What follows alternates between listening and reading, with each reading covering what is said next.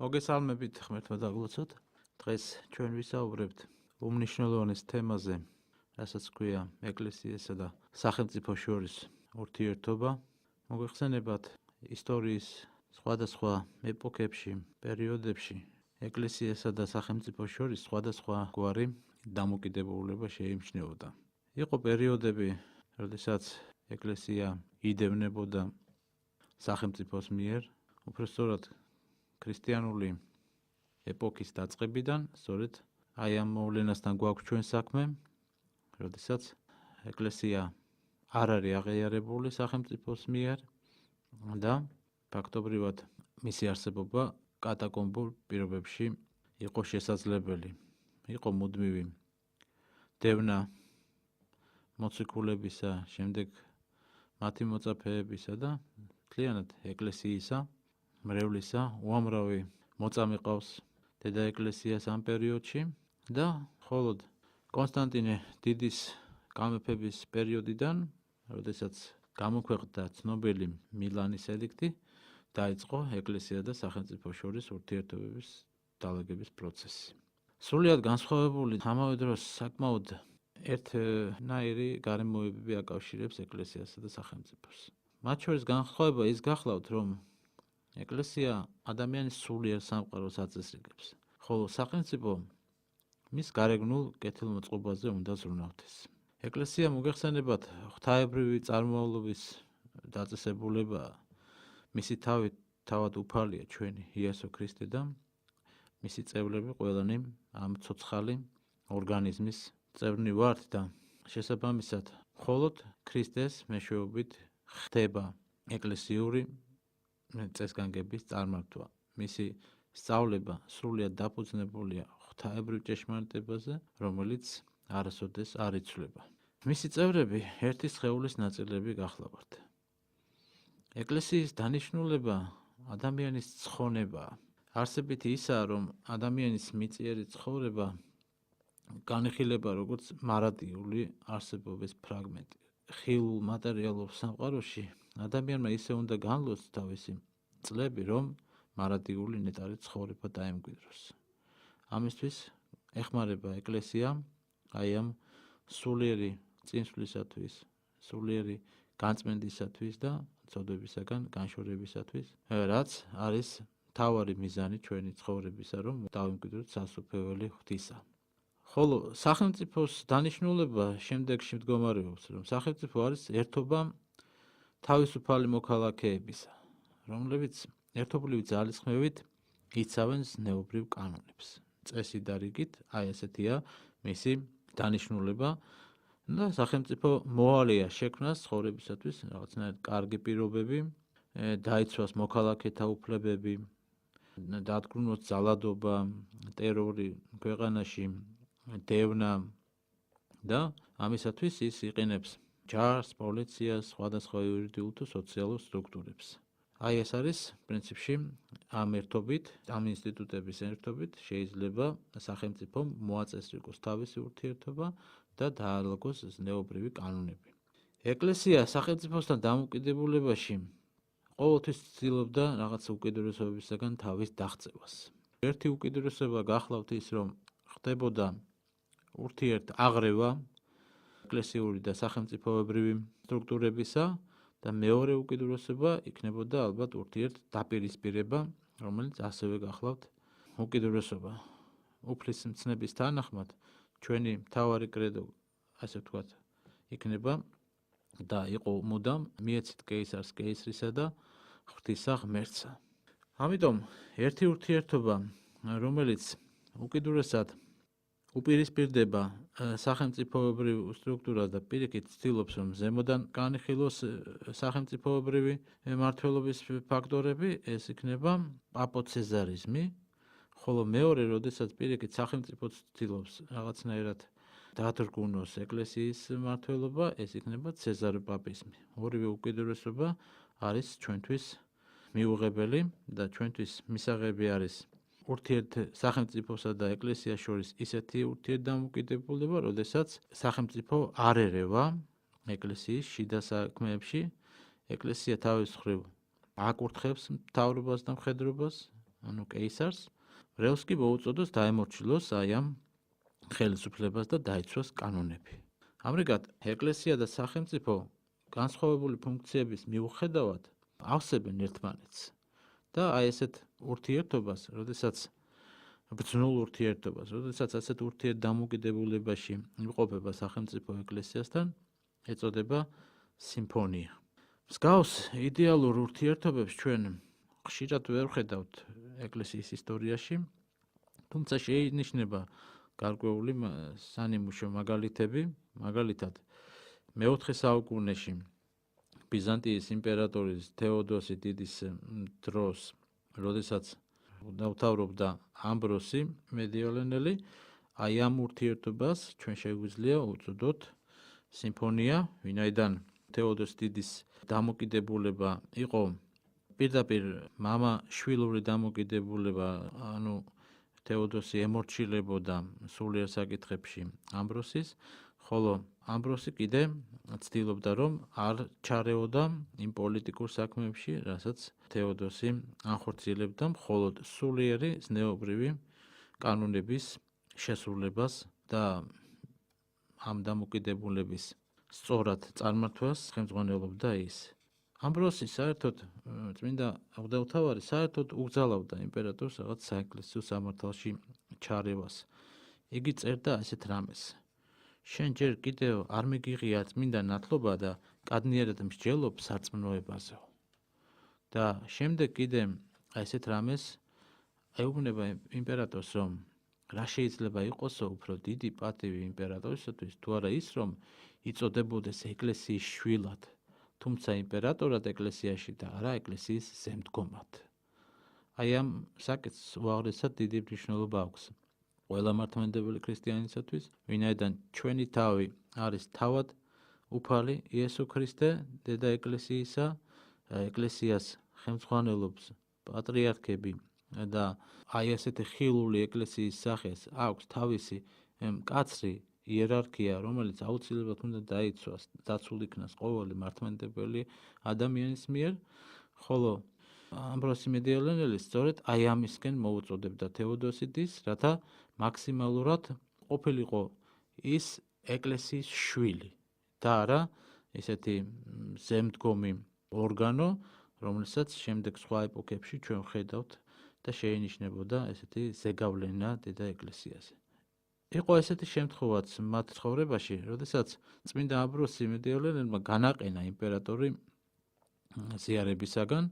ეს იყო შემთხვევა, როდესაც იმპერატორმა სიკვდილი მიუსაჯა იმ პიროვნებებს, რომლებიც არ იყვნენ სახელმწიფოს წინააღმდეგ ჯანყში მონაწილენი, მაგრამ მას ეგონა, რომ ისინი მონაწილეობდნენ და ამის გამო მას აუგზალა წმინდა ამბროსიმ, ესე იგი, ზიარება და ეკლესიაში შესვლა და იმპერატორმა კი არ უარყო ეს ლოცვა-კურთხევა, არამედ პირიქით დაემორჩილა კიდეც აი ამ შეხედულებას და მოხდა სასწაული.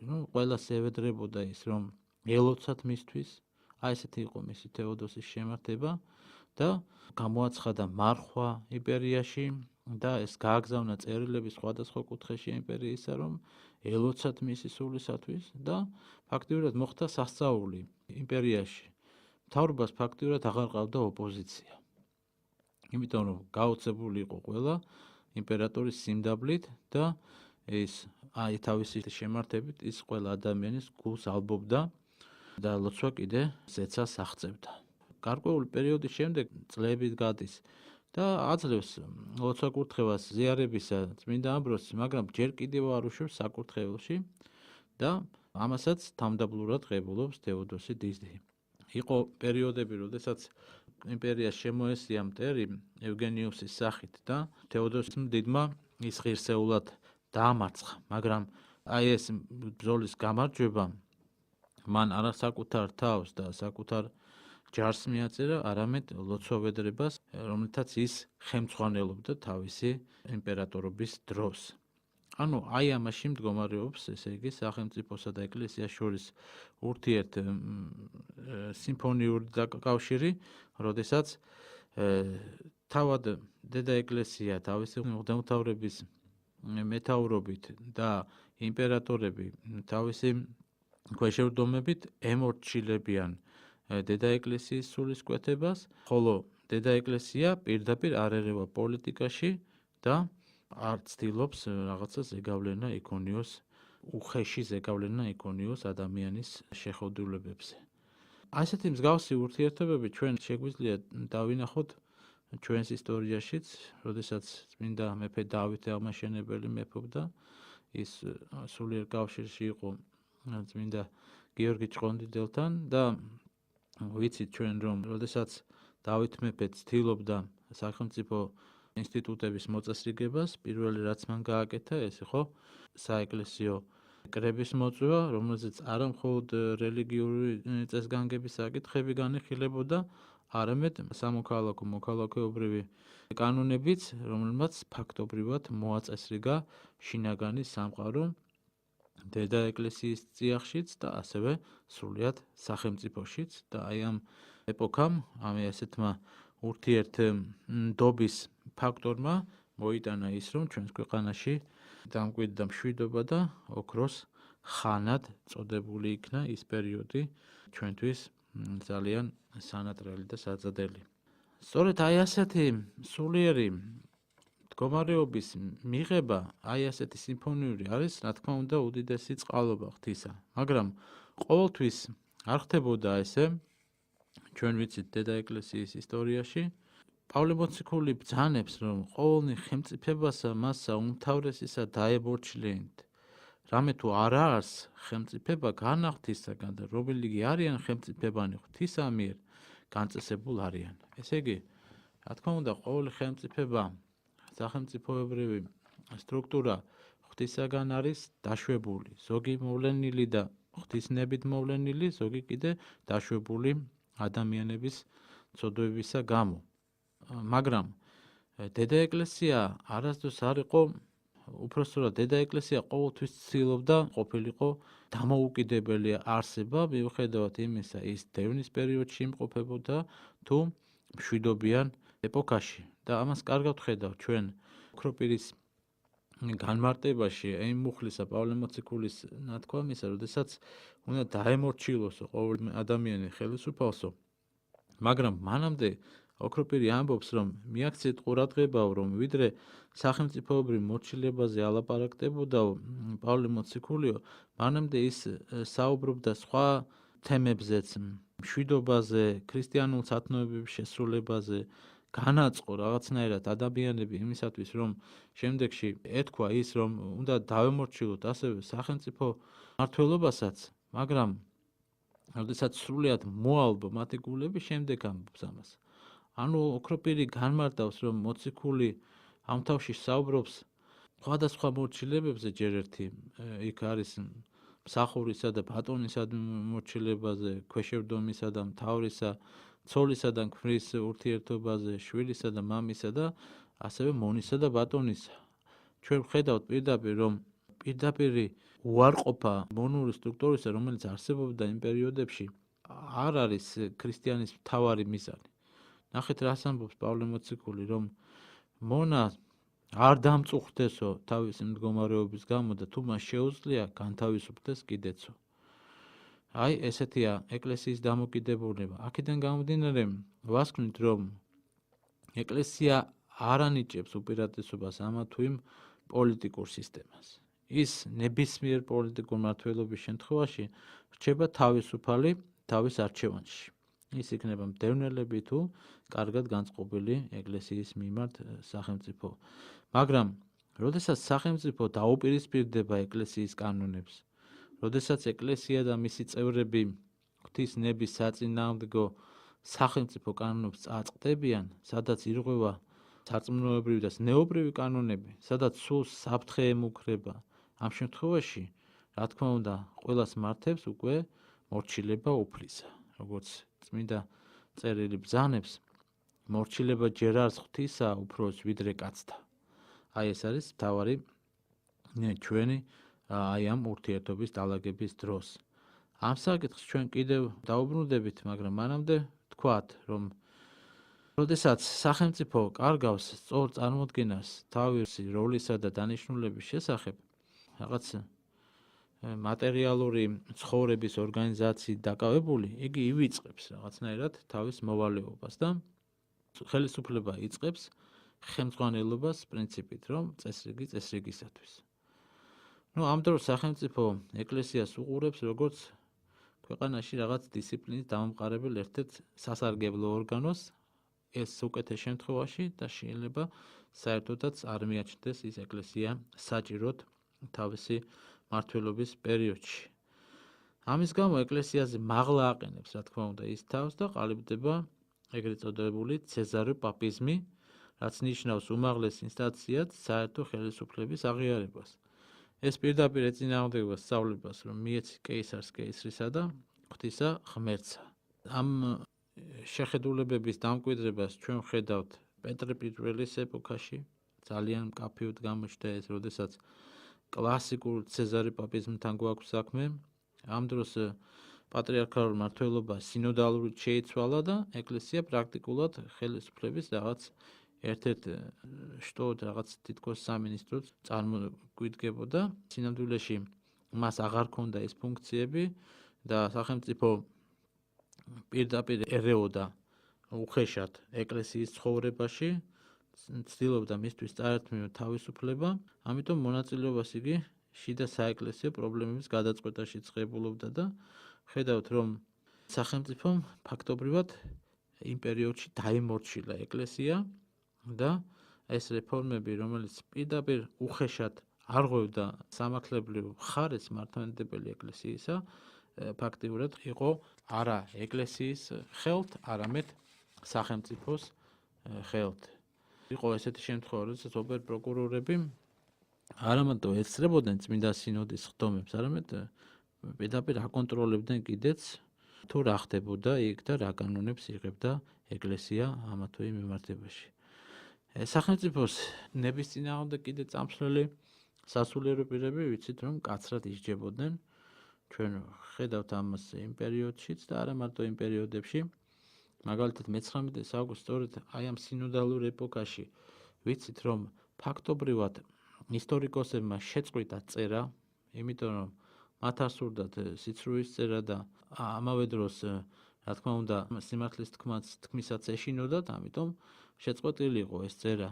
ჩვენ წმინდა ეგნატე ბრიანჩაინოვის წერილებში პოულობთ ესეთ ადგილას, როდესაც თავისი ნაშრომები, როდესაც მიიტანა სარეცენზიო კოლეგიაში, იმდენად დაამახინჯეს მისი შეხედულებები, მისი უпроსრულად ეკლესიური შეხედულებები, რომ წმინდა ეგნატეს საერთოდ სურვილიც აღარ გაუჩნდა აი ამ თავის ნაშრომების გამოქვეყნებისა და ცნობილია, რომ მისი ნაშრომები და არა მარტო მისი ნაშრომები არა სინოდალურ ეპოქაში, არამედ უფრო მოგვიანებით იქნა გამოქვეყნებული. იმდროინდელი ესეთი სინოდალური, ესე იგი წყობა არა მარტო მართლმადიდებელ ტრადიციას ლახავდა, არამედ ეკლესიურ კანონებსაც პირდაპირ უხეშად არღვევდა. აი მაგალითად რუსეთის იმპერატორი 5 საფეხურით მაღლა იდგა ეკლესიას. წმინდა სინოდი იმპერატორის გარდა კიდევ ესე იგი 4 ინსტანციას ემორჩილებოდა. ეს იყო სენატის უმაღლესი სახელმწიფოს მრჩევლები, ოპერპროკურორები, მინისტრთა კაბინეტი და კიდევ ერთი რომელიღაცა ინსტიტუტი. ესე იგი რა მოხდა აი ამ პერიოდში? სულიერი დაპყრობის პრეტენზია, ესე იგი განაცხადა თავად იმპერატორმა, ანუ სახელმწიფომ, რომ თითქოს და მას შეუძლია ეკლესიის გარეშე მართოს ქვეყანა, რაც არის აბსოლუტური ანარქიის შემომტანი სულიერ ცხოვრებაში და აი ამ ეპოქამ გააჩინა ის უდიდესი ჭრილობები, რასაც ქვია შემდეგში უკვე დასავლური რელიგიური ფასეულებების შემოჭრა საღვთისმეტყველო საკითხებშიც, პირდაპირ დამკვიდრება პროტესტანტული და კათოლიკური ღვთისმეტყველური შემართებებისა. ამ პერიოდში გაჩნდა ესეთი ტერმინი, რასაც ქვია სქოლასტიკა, ანუ როდესაც უფრო ადამიანურ გონებაზე იყო დაყრდნობილი მათი შეხედულებები, ვიდრე სწორ რელიგიურ და დოგმატურ კანონებზე და აი ამ ურთიერთობას, როგორც მოგახსენეთ, ეწოდება ცეზარო პაპიზმი, ეს არის სამარცხვინო ლაქა საერთოდ რუსეთის ეკლესიის ისტორიაში და არა მარტო მათი, ვინაიდან ეს სულისკვეთება, ეს შემართება შეეხო ჩვენს ეკლესიასაც პირდაპირ, ფაქტობრივად საქართველოს ეკლესია ეს წართმეული ქონდა დამოუკიდებლობა და ეს კარგად ცნობილი ფაქტებია, როდესაც რუსეთის ოპერპროკურორები და ნიშნავდნენ რუს ზემდგომებს პირდაპირ ეკლესიის მართვა-გამგეობისა და ეს იწვევდა მთლიანად ეკლესიიდან მრევლის გასვლას, მთლიანად ეკლესიის გაცარიელებას და ამავე დროს რუსეთის რაღაცა რუსოფილური პოლიტიკის დამკვიდრებამ, რომელსაც შემდეგ დიდი ხნის შემდეგ და მოეღო ბოლო და საქართველოს ეკლესიამ მოიპოვა დამოუკიდებლობა, ეს უკვე მე-20 საუკუნის დასაწყისში. ეხლა მეორე უკიდურესობა, როდესაც ეკლესია აჭარბებს თავის პრეროგატივას და რაკეთ ზემოთქმობს ის ადამიანის სულზე, მას კიდევ უფრო მეტი სურვილი უჩნდება, რათა უხელმძღვანელოს არა მარტო სულიერ მხარეს, არამედ მატერიალურსაც და იგი ცდილობს რაღაცა მაქსიმალურად მიითვისოს ის სახელმწიფო ფუნქციები. რადგან აი ასეთ სულისკვეთებას ეწოდება პაპოცეზარიზმი. როდესაც საეკლესიო ხელისუფლება საეროზე მაღლა დააყენეს და ასეთ ამ ვითარების არაერთ ნიმუშს ხედავთ ჩვენ ეკლესიის და სახელმწიფოებრივ სხვადასხვა ისტორიულ პერიოდებში და განსაკუთრებულად ეს გამოჩნდა რომაულ კათოლიციზმში, როდესაც რომის პაპები არა მხოლოდ ღვთაებმთავრობდნენ ეკლესიას, არამედ პირიქით განაცხადეს უდიდესი პრეტენზია სრულიად ემართათ სახელმწიფო სტრუქტურებიც, მათ ჰქონდათ ასევე ფაქტიურად სასულიერო პირებს, იეზუიტებს ორდენები, რომლებიც პირდაპირ იყო მძლავრი საიდუმლო პოლიტიკური ორგანიზაციები რაღაც კათოლიკურ ეკლესიაში, რომლებიც პირდაპირ იყვნენ დაკავშირებული ესეთი საქმეებით, როგორც არის შპიონაჟი მაგალითად და ვიცით რომ სასულიერო პირები ახორციელებდნენ ინკვიზიციებს, ანუ დასჯის ფორმა, რომელიც ყოვლად მიუღებელია როგორც ეკლესიისათვის, როგორც ღვთაებრივი ორგანიზმისათვის, ჩვენ ხედავთ აი ამ ფუნქციას ასრულებდა სასულიერო პირები, ანუ სისხლის სამართლის საქმეებსაც განიხილავდნენ ისინი და იჯებოდა ადამიანი ხშირ შემთხვევაში, რა თქმა უნდა, აბსოლუტურად უდანაშაულო ადამიანები იმის გამო, რომ არ იყვნენ პაპისტები, არ იყვნენ აი ამ შეხედულების მატარებლები. კიდევ ერთი საკითხი უთუოდ უნდა ითქვას, კერძოდ ის, რომ როდის არ უნდა დაემორჩილოს, ესე იგი, ეკლესია ხელისუფლებას. იქ სადაც ირღვევა ეს სარწმუნოებრივი საკითხები, ყოველთვის და ყველაფერში, რამდენადაც შესაძლებელია, უნდა უარყოთ ჩვენ, აი ეს ჩვენ ყველანაირად უნდა ვეცადოთ, რომ შევინარჩუნოთ ჩვენი სულიერი სწორი სულიერი ხედვა და ჩვენი ზნეობრივი და დოგმატური კანონები.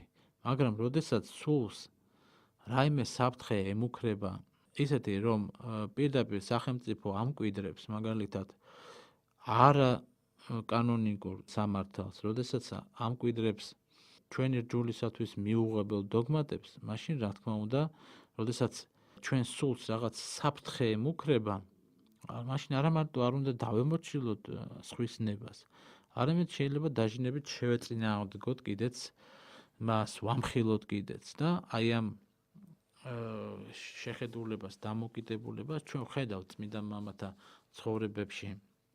წმინდა იოანე ოქროპირი სანიმუშო მაგალითია აი ამ კუთხით, როდესაც ეკლესია ცდილობდა თავისი ფუნქციის შენარჩუნებას, ხოლო იმპერატრიცა ევდოქსია იყო წინააღმდეგი აი ამ შეხედულებებისა, რასაც ოქროპირი ქადაგებდა, ვხედავთ ჩვენ საოცარ შემართებას წმინდა ღვთაების მხრიდან და პირიქით სიძულვილს ეკლესიისა იმპერატრიცას მხრიდან, რომელიც ცდილობდა, რომ რამენაერად ხელი შეეშალა ოქროპირისთვის თავისი ღვთაებრივი საქმიანობის განხორციელებაში და იყო უამრავი შემთხვევა, როდესაც სწორედ დევნის შევიწროების შედეგად, ცილისწამების შედეგად ცდილობდა დაეკნინა წმინდა ღვთაების მოღვაწეობა და წარმოეჩინა რაღაცნაირად საკუთარი თავი და დიდი ამბიციები ჰქონდა ამისი.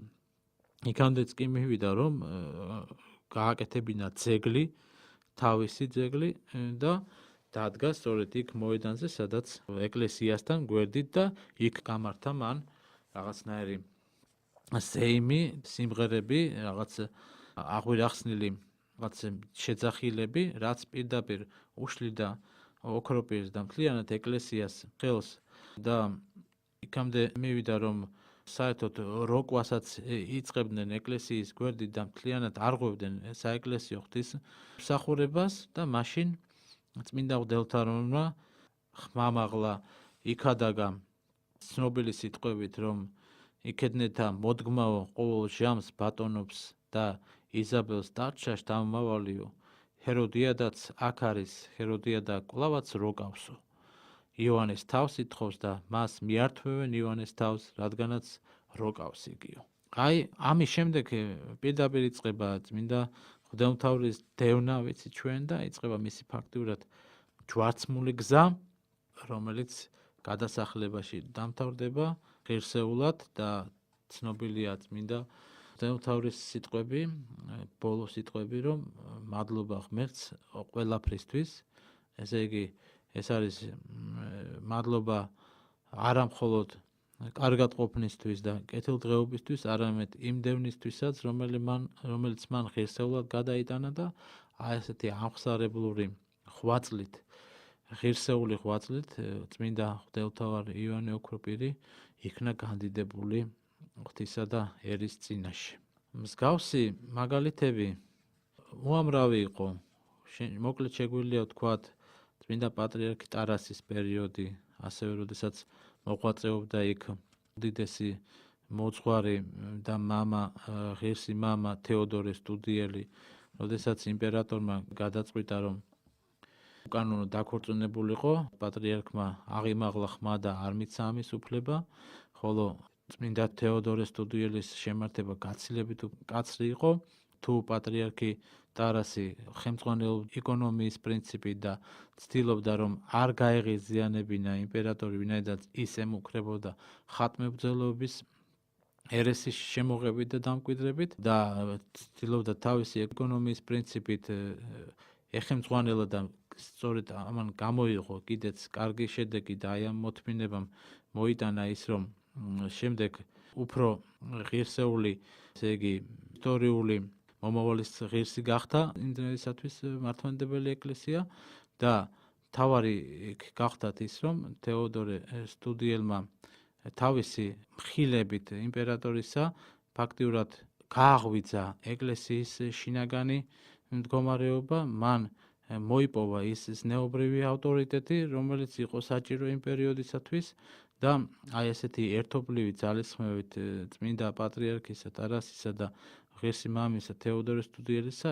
იქნა მხილებული ეს უსჯულოება და ამის შემდეგ ვიცით, რომ დამყარდა მშვიდობა მთლიანად სახელმწიფოში, გარდაიცვალა ეს უკეთური იმპერატორი და მართლმადიდებლობა კვლავ იზაიმა გამარჯვება. სანიმუშო მაგალითია ასეთი შეხედულებისა ჩვენს ქვეყანაშიც. ეს არის კომუნისტების პერიოდი, მოგეხსენებათ, როდესაც კომუნისტები პირდაპირ ებრძოდნენ ეკლესიას და დაიწყო ეკლესიის დევნა. წმინდა ამბროსი ხელაია, ჩვენი უდიდესი პატრიარქი, იქნა თავის სიმაღლეზე და ღირსეულად დაიცვა თავისი შეხედულებები, უпростоრად ეკლესიის შეხედულებები.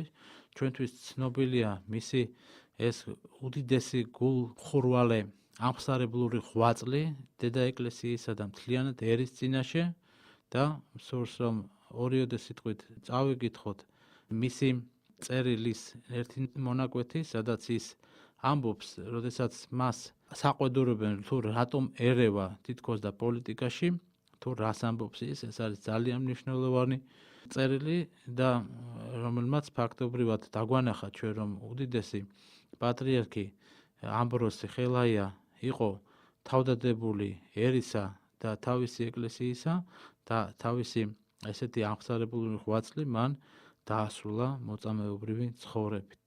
ის ამბობს, რომ უმთავრესი ბრალდებაო ჩემს საწინააღმდეგოდ წამოყენებულიო იყო, რომ მე როგორც საბრალდებო ოქმიდან ჩანსო, არის ბრალდებაო კონტრრევოლუცია. ჩემი კონტრრევოლუციონერობა გამოიხატებოდა გენუის კონფერენციაზეო ჩემს მიერ წერილის გაგზავნაშიო. მაგრამ არ მესმისო, რა იყო აქ კონტრრევოლუციური ჩემ წერილში. ნუ თუ ის ერთადერთი ძირითადი დებულება, რომ თითოეულმა ერმა თავისი საქმეები მოიწყოს ისე როგორც ეს მას სურს. მაგრამ ეს ხომ ჩემი მოგონილი არ არისო.